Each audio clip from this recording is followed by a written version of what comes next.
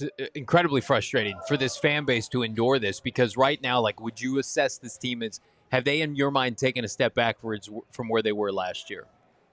I think to finish the season, yes.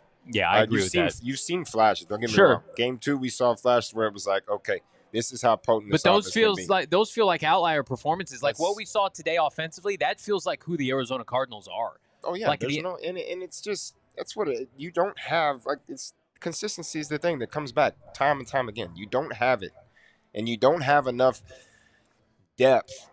You don't have the quality players in depth that you need to be able to, when a James Conner goes down, it's not. I don't have that guy that can come in and I can say, yeah. I think they've regressed because I think you could argue talent level, especially offensively, is better, and yet you look much more dysfunctional.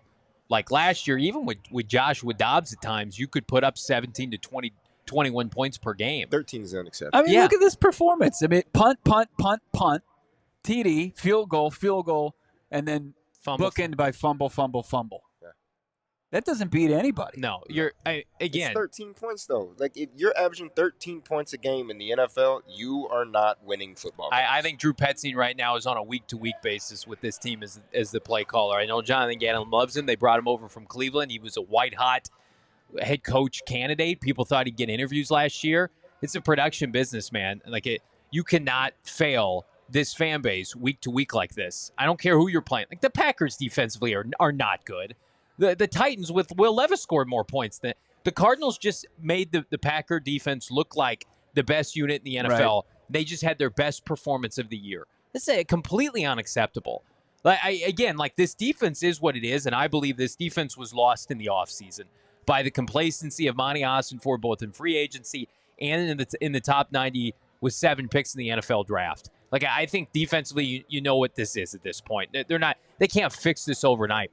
Offensively, I see people on Twitter saying it'll work out, it'll be fine. Like, I was that person. I'm off that train now. Mm-hmm. I think Drew Petzing, in my opinion, should be coaching for his job week to week at this point. And then, hell, you want to fire him and promote Drew Terrell for the rest of the year? Figure it out. Like, if I'm Jonathan Gannon and I'm taking loss after loss in my early head coaching career, and it's because all my talent, I said, put all the talent, just like in Philadelphia, on the offensive side of the ball. Right. Well, you best damn well be sure that you're cashing in on that side. And you know what? You're being let down by your coaching staff. His comments, and I can't wait to hear from Craig Morgan, who's in Green Bay at Lambeau Field later in the show, very telling as it relates. That's the first time Gannon has openly come out, in my opinion, covering this team and has been like, well, this is not good enough offensively. You're damn right it's not. It's embarrassing. Right. I mean, I see, and you all are crushing in the chat, by the way. Give yourself a like to pat yourself on the back. Ron Mahoney just saying, is the defense hindering the offense? And I think quite the opposite. I really do. I mean, when your defense comes out for a second straight game and gets off the field, forces a punt, and your offense, which had been money as far as opening games with 5 consecutive touchdowns to open up, each and every contest, and then they just go 3 and out. They get 1 yard of offense and puts your defense right back on the field.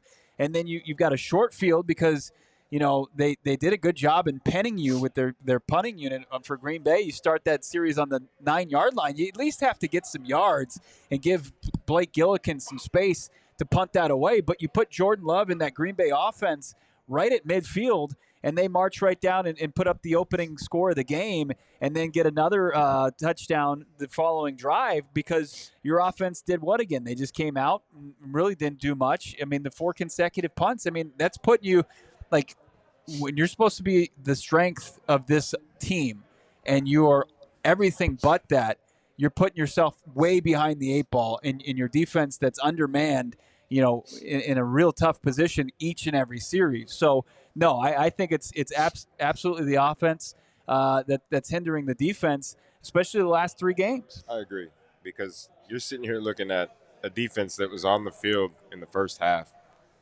for 20 minutes. Yeah. I mean, you were there. Your defense is on the field for we'll call it 15+ minutes and a half. Well, it was 19, which means your offense has been on the field for 10. Right. Look at the names on the back of the jerseys for the Cardinals defenders and compare that to the offense. That's all. Look at the players the Cardinals are starting defensively. Like how many units, how many coaches would be able to achieve success with this unit? Like Bill Belichick, maybe? Like I'm being dead serious. Like I just don't even. who is winning with these players defensively? Even if you can take the names, like I don't care who's on defense for you right now. Mm-hmm. There's no defense in the league that is going to be successful that is on the field for 20 minutes a half. There is no defense that's going to be successful. You're gassed. Your offense is going out there. They might get 5 plays in, and they're giving the ball right back to you. You're going right back out. I don't care what your depth looks like. I don't care who you have out there. If you're on the field for 20 minutes a half, you are not going to be successful. We all silly like the mayor.